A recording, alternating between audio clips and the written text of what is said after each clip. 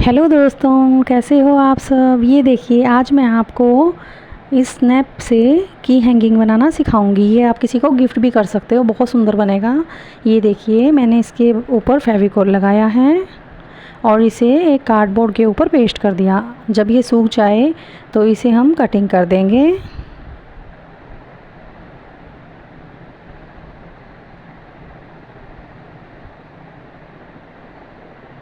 ये देखिएगा, अब हम इसे थोड़ा साइड में से डेकोरेट कर देंगे।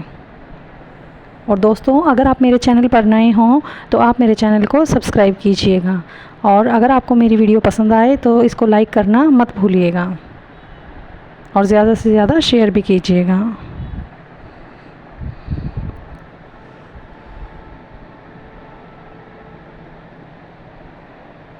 ये देखिए, अब पीछे हमने ग्लू लगाया है और ये हैंग करने के लिए लगा दिया है। ये देखिए, अभी हम इसे सूखने देंगे। सूखने के बाद ये हमारा की हैंग बनकर तैयार है। ये देखिए, इसमें हम की इस तरह से इंसर्ट कर सकते हैं। ये देखिएगा।